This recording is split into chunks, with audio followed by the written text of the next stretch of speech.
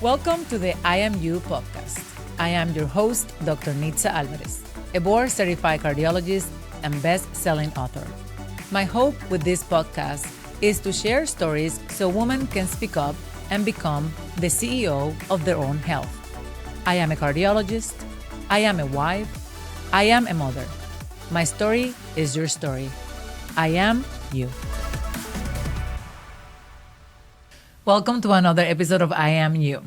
For those of you that are joining us for the first time, we are here to stand for women standing for other women, to encourage every woman to speak up when they are navigating in a system that doesn't see us. Today, we have the pleasure of having Ms. Modercin here with us, who's going to share her story, and I hope that it resonates with you. Welcome.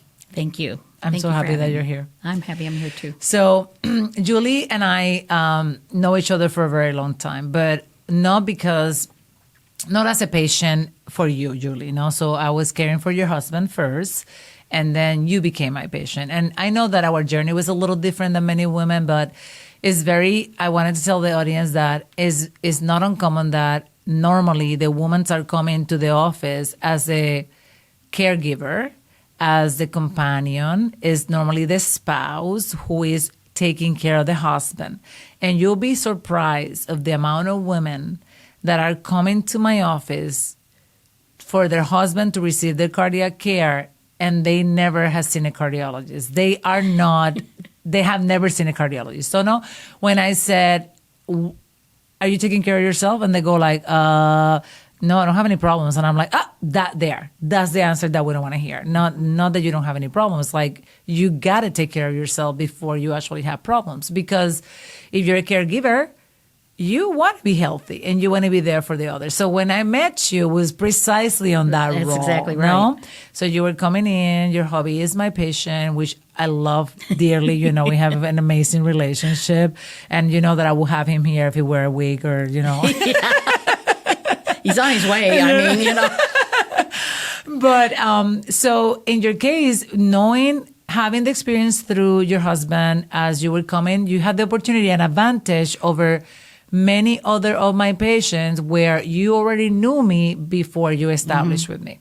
So when you decided to establish with me, before we start talking about your medical condition, we always talk about how important the patient-doctor relationship is. And you chose me as your provider. That means that there's some standards in your head about what the doctor needs to be able to provide for me to decide I'm going to go to that doctor. Mm-hmm. What is it for Julie? Well, you listened to my husband, and he had excellent care. I mean, he could have died. He had a heart attack, and you were there, and you literally saved his life. And I'm thinking, oh, well, maybe I need to see a cardiologist because I do have some issues, but I didn't think much about it. And the way you took care of him and you listened to him, I'm going, you're my doctor. Okay. You are my doctor. So for you, that was more, you already have a map in your head and you said, okay, this, if I were to choose a provider to care for me, it will be a provider like that. Yes? Okay, very excellent. So fast forward, as I care for your husband, then eventually I became your doctor. And our path have crossed a very long time, and I've been caring for you for probably about 13 years. Yeah. And I'm grateful that you come in here today, although your story is a little different, like you said, no? Julie's going to share her story of chest pain, and I think that is important for you that we talk so much about chest pain in the cardiology world, but knowing that chest pain not only means heart attack, that's why Julie is here today. So Julie, tell us your first time when you were presenting with chest pain. Where were you? What happened? What was your diagnosis? Well, number one, I poo-poo everything. You know, it's been hurt. It's so uncommon for a woman to poo-poo everything. I did. Where were you? I work, and I was just driving from Ocala because my area is in Ocala, and it'd been bothering me for a few days, and I've had 2 pulmonary embolisms, and I'm thinking, no, because I'm on Xarelto, no, I'll be fine. I don't know what it is, but I'm just going to keep working. And I did. And what was it that you were experiencing? Chest pain. Okay. Chest pain right here where usually, pulmonary embolisms that I've had in the past. Okay, right so here. let's go back to the pulmonary embolism. Like, take us back to that time, because when you and I met, you already had the diagnosis Right. of pulmonary embolism. Yes. So how do you know the very first time? How were you diagnosed with a pulmonary embolism? What were you feeling that made you seek medical attention? I had a cramp in the back of my leg. Okay. And it went away. And I thought, okay, I just pulled a muscle. Well, then a few days later, I couldn't breathe. I walked from point A to point B and couldn't breathe. And I was in the hospital, and they diagnosed me with pulmonary embolism. And I have protein S deficiency is what they came up with. So it was shortness of breath that took you to the hospital. And Right. this is actually perfect. Why? It was severe enough to have to go to the hospital. Now, perhaps if it was just like that chest pain that you were just describing, you'd be like, well, I'm a little short of breath, but I'll be Yeah. okay. But it was so bad, which normally happens with pulmonary embolism. For the audience, a pulmonary embolism, like you said, is a clot that travels to the lungs, obstruct the flow. The blood cannot get into the lungs, therefore it cannot get oxygenated. And that's why is that hunger for air. I'm short of breath. Not necessarily because there's anything wrong with the lung, but if the blood doesn't get to the lung, there's no oxygen circulating in the body. It started as simple as, I have a cramp in my leg, because the clot came from the leg. Yeah. So, number one, I want the audience to hear this. Shortness of breath. We discuss a lot of shortness of breath in our podcast. And I emphasize that shortness of breath alone can mean that there's something wrong with the heart. But also, it's important to know that shortness of breath is not always the heart. The idea is that if you're short of breath, just get checked. You don't know what can be. And in your case, it was a life-threatening problem. A pulmonary embolism that is not attended can kill a person. And again, the reason is because that clot isn't there, it's not allowing the blood to keep circulating. And there's no blood circulating, there's no life, no? So symptoms of shortness of breath need to be taken care of. Symptoms of shortness of breath need to be taken care of. Did I say it enough? No. If it's abrupt, it's normally an emergency. Yours was abrupt. Like all of a sudden, I couldn't breathe. I went to the hospital. They diagnosed me with pulmonary embolism. Okay, so you have more than one pulmonary embolism. I've had two. Okay, what was the second one? The second one, basically the same thing. I poo-pooed it. The doctor, I'd been on warfarin for a number of years, and I asked my doctor if I could just get off of warfarin. And since I was diagnosed with protein S deficiency, he contacted The hematologist. the head hematologist of the state that I previously lived in, and they said, oh, yes, she can get off of warfarin. She'll be fine. A year to the date I got off of warfarin, I had my second PE. And what were the symptoms? Pain in the leg. Pain in the leg my again. God. So then at I least had two then- DVTs, yeah. But at least then you're like, I know what this is. Yeah, but I did. I poo-pooed it again because I was busy. I was dealing with my family and what was going on and so on and so forth. I thought, I'll be fine. Because the hematologist said I didn't need to be on warfarin anymore. Do you feel comfortable like with that decision because you really wanted to be a warfarin? Where I know there was a consultation there, and then you're like, okay, I trust that. You were prompting it. You didn't want to be on the blood No, thinners, and then somebody's saying it's okay. So Right. then you're like, yes, That's I don't exactly have right. to. So in your brain, you could then think that this is another pulmonary embolism. Right. It's like, no. You touch a point in there that I think is important for the audience as we emphasize the importance of taking care of ourselves.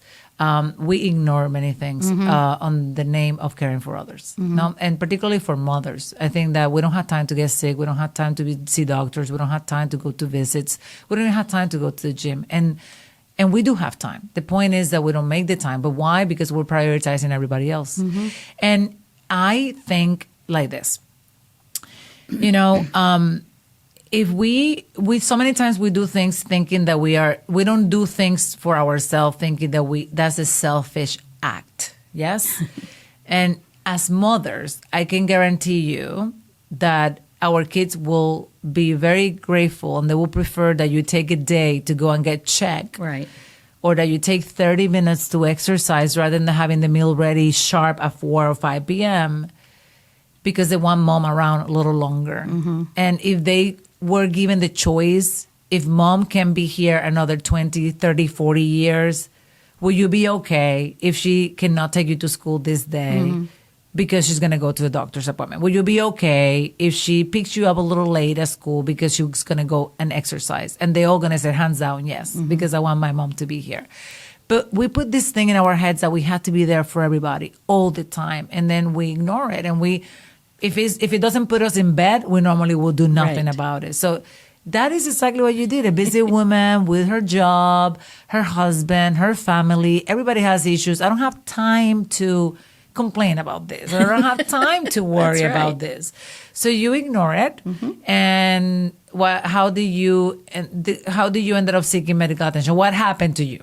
Again, I couldn't walk. The pain was excruciating in my chest. It was horrible. And again, I couldn't breathe. So you have another episode of I'm short of breath, but this time was accompanied by chest pain. Yeah. Were you thinking that you were having a heart attack? I didn't know what I was thinking. I just knew something was wrong. But I have to tell the story of Tell the story. We needed lamps for the living room. And so my husband and I were buying lamps at, I think it was Home Depot or Lowe's, I don't remember now. But he says, we're going to go to the hospital. I said, no, we have to buy the lamps. I mean, that's where I was. No, we have to buy the lamps. And he said, then I can go to the hospital. And I was adamant that we were going to get those lamps. But you know what? When you're going through it, I think that this is actually exactly what you're saying. Is like, no, let's get the lamps. It's our priority right now. This is nothing. We're going to be okay. But then again, look at that. Yeah. You just say it. Your husband was saying, my priority is you. And you were saying, no, something else is going to be priority. The house, the having good decoration, or the kids' meal. And then the husband is like, no, I'd rather have you. Yeah. And this is for the audience. If you are ever in this situation, it's like, just think, always think, how many more years do I want to be here for my kids? Right. Yeah. So it's like, I don't know what this is. It might be nothing, but I want to be here for my kids. I want to be here for my husband. I want to be able to enjoy my life. Forget about anybody else. Let's say you don't have any of that. We leave. We work very hard. We put a lot of things aside to be able to kind of like get in a good position. So don't you want to enjoy that? Like retire, do fun stuff. And if you keep postponing yourself, you might be investing all that time in trying to get healthy, or not even being able to do anything because you don't have health to be able to go for long trips and do your things. So bad enough, shortness of breath, chest pain, crazy enough to say, let's get the lamps first, and then go to the hospital, and they were told, you have another pulmonary embolism. Right. Was it a surprise to you that they told you you have another pulmonary embolism? I was surprised because the hematologist said I was fine. I was surprised. But I think I probably should have known from the experience that I had before. But I was surprised. So they said, you didn't have a heart attack. This is a pulmonary embolism. Chest pain can be so many things. Yeah, but when we think about when a person has chest pain, rightly so, more often than not, we think about the heart. And it is a good thing, yes? But it's interesting that although a woman can present with chest pain when they're having a heart attack, more often than not, they won't be presented with chest pain. And again, the same thing with the shortness of breath.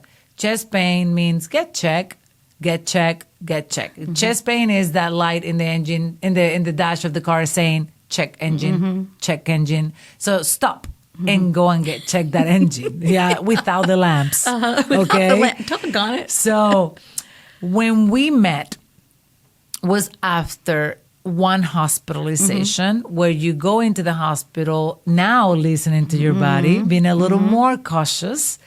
And you said, I'm having chest pain. But at that point, you said, maybe I'm having another PE. Right. Yeah. So now you're like, I'm not going to let this happen again.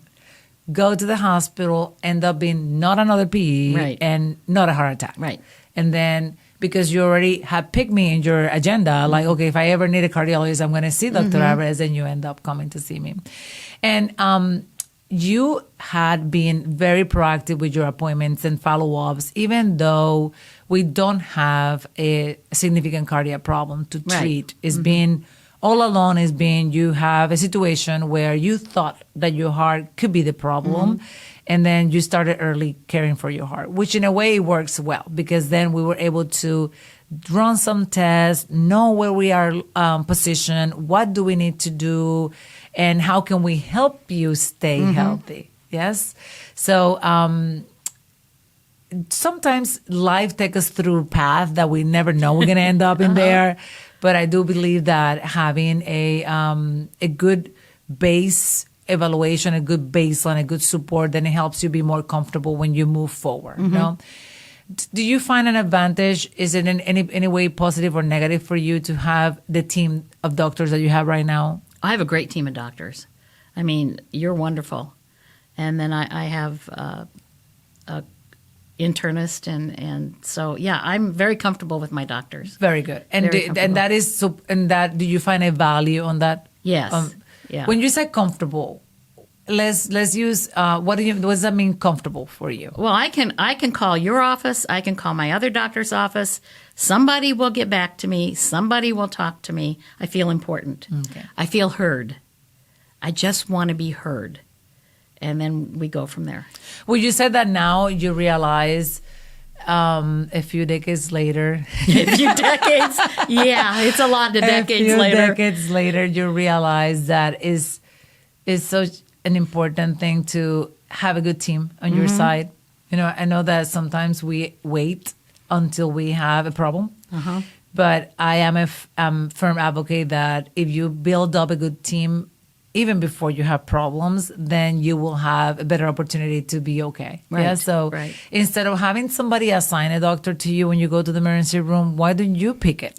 Yes. Because when you're in an emergency situation, you're just going to be assigned versus I choose this person, either because I already did my research and I know their qualifications. Qualifications are important, but more so is the relationship that you have with that doctor, no? Yes. We had to go through training. We had to meet certain qualifications. We got to take boards. We got to prove that we have the knowledge. But ultimately, not knowledge is going to be good if you don't feel that you can talk to that doctor.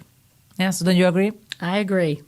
So, Julie, now do you feel that, what would you say to the audience? Okay, so we have women of all ages listening to us. They already heard you. And believe me, I know some people are going to roll their eyes and go like, I cannot believe she didn't go the second time. I know. But we go, I can promise you that like you, many, many, many more have done the same thing. We continue doing the same thing.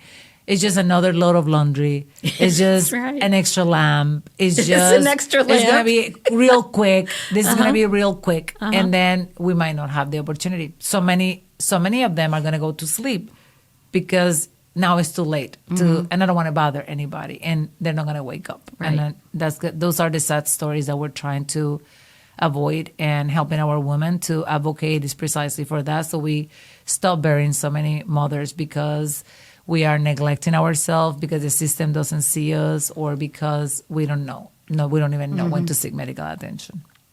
So your case, I would say, is going to serve our community to understand that there are other problems that a woman can present with. It doesn't always have to be the heart, but the most important thing is get checked, get checked, get checked. Don't postpone. Don't think that you're not important, and do not prioritize stuff that you can buy later. I know. No more lamps. Julie and the story of the lamps. That's right. Oh my God. Do you still have those lamps? No. I think my I will kids keep have them now, forever. I think. I will keep them forever. This was the lamp. Yeah. This is what we're talking about. This was it. You want to share anything else with our audience? Be an advocate for yourself. You've got to do it, because a lot of people don't. So that's it. Beautiful. And then I think that in your case, I want to say that when you asked for opinion about the blood thinners, can I come off? And you were so eager to come off. And your case is a little different because you got the green light to come off. But sometimes our patients only see pills, and they want to reduce the amount of pills that they're taking. And we can always carry on a conversation. Can I come off this medication? But it's our responsibility to make sure, is it okay? Is it really okay? Yes. And then we had to be the bad guy sometimes. I said, no, good try. No, you cannot come off that medication. But it will be important if a patient understands why. Like in your case, you have a protein S deficiency.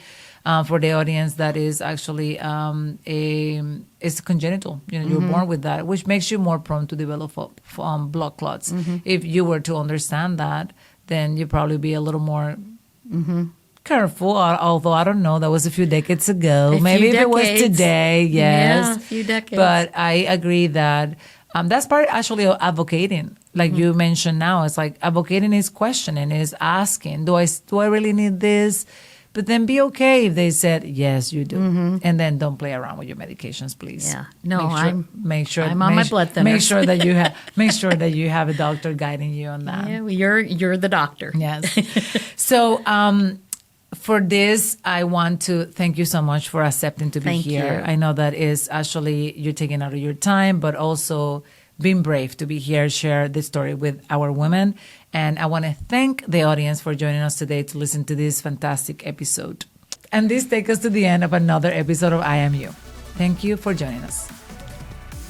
I hope this episode has empowered you to be the CEO of your own health. Tune into our next episode, and don't forget to follow us on Instagram and Facebook at NITZAMD. To explore more on this and related topics, visit our website, NITZAMD.com. If this episode resonated with you, please like and subscribe. And one more thing, share with the wonderful woman in your life.